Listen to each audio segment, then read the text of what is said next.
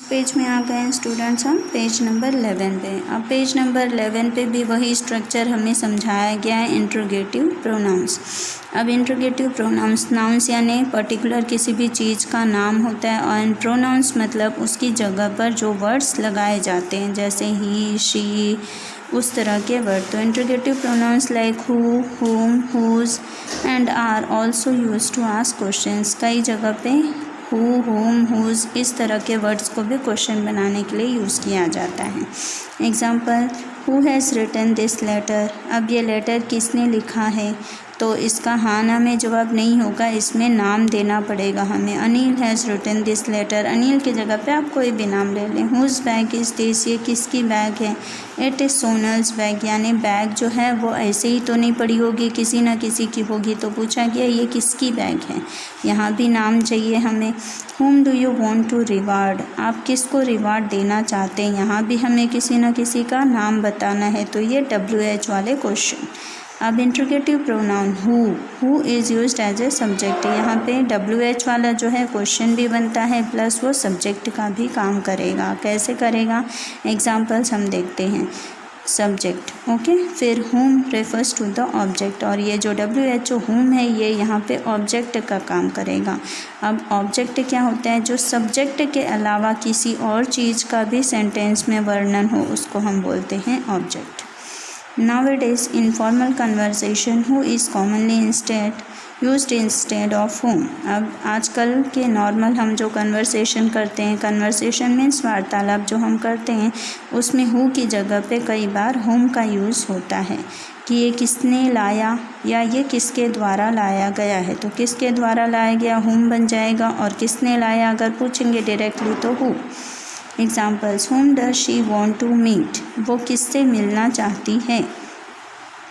Second question है who does she want to meet। अब इसे कैसे चेंज कर लिया कि वो किससे मिलना चाहती है, दोनों का मतलब ही सेम है, लेकिन हमने दोनों ही सेंटेंस में WH वाले क्वेश्चन, यहाँ पे हमने who डाला, यहाँ पे whom does she want to meet यानी वो किससे मिलना चाहती है, और दूसरा वाला who does she want to meet यानी वो किससे मिलना चाहती है। अब यहाँ पे सिर्फ इनका वर्ब चेंज हो गया है, बाकी मीनिंग सेम रहता है।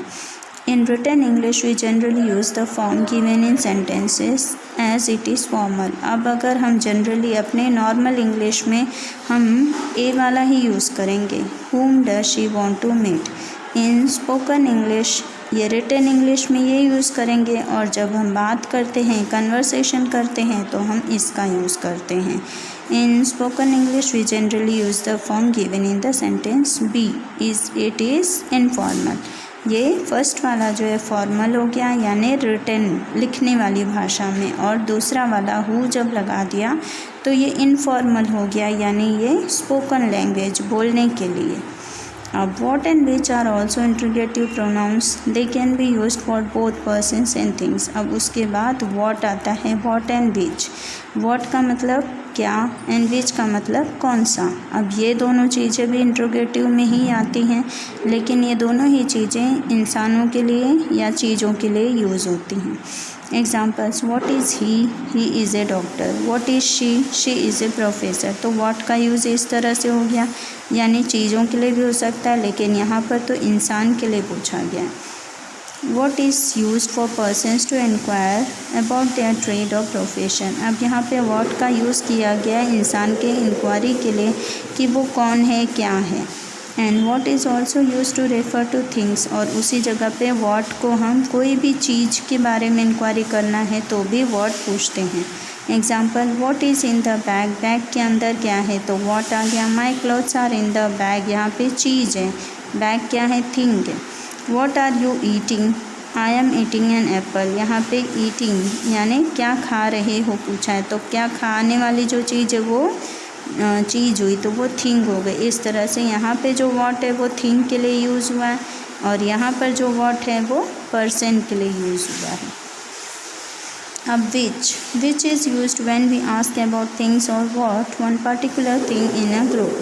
अब विच का यूज़ हम कब करते हैं, जब किसी भी चीज़ के बारे में हमें पूछनी हो, या कोई भी चीज़ हमारे सामने हो उसके बारे में भी हम पूछ सकते हैं। जैसे विच इज़ योर बॉटल। अब कई सारी बॉटलें रखी हैं तो हम दिखा के पूछेंगे कि इनमें से तुम्हारी कौन सी है, तो विच इज़ योर बॉटल।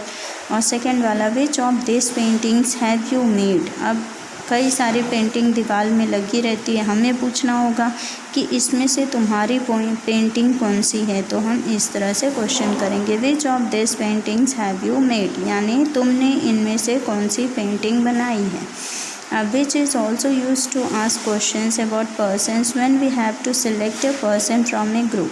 विच का यूज़ हम तब भी करते हैं जब कई सारे पर्सन या कई सारे लोग या कई सारी चीज़ें एक साथ हो और उनमें से हमको किसी एक को पॉइंट आउट करना हो, तब हम विच का यूज़ करते हैं।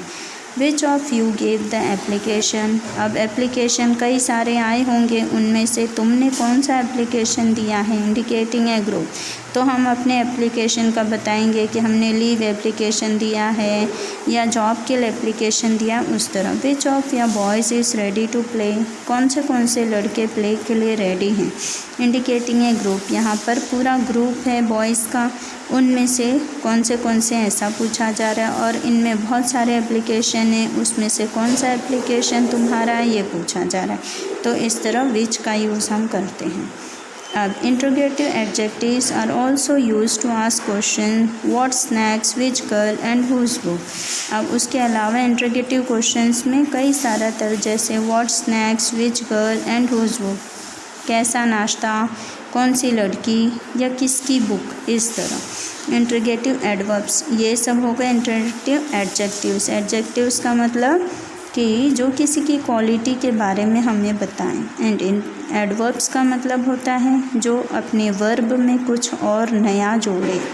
तो इंट्रोगेटिव एडवर्ब्स में आप क्या करेंगे, are also use to ask question, ये भी यूज़ किए जाते हैं क्वेश्चंस के तौर पर, जैसे where, when, how, why, how often, how long and how soon. इस तरह के जो वर्ड्स होते हैं वो भी इंट्रोगेटिव यानी क्वेश्चन बनाने के काम आते हैं। तो ये हो गया। अब आपको इंट्रोगेटिव काफ़ी लंबा है, इंट्रोगेटिव को समझना पड़ेगा, तो आप ये पूरा पढ़कर अच्छी तरह से समझ लेंगे। और उसके ऊपर आपकी एक्सरसाइज ई है, एक्सरसाइज ई जो है वो हम आपको PDF बनाकर सेंड कर देंगे।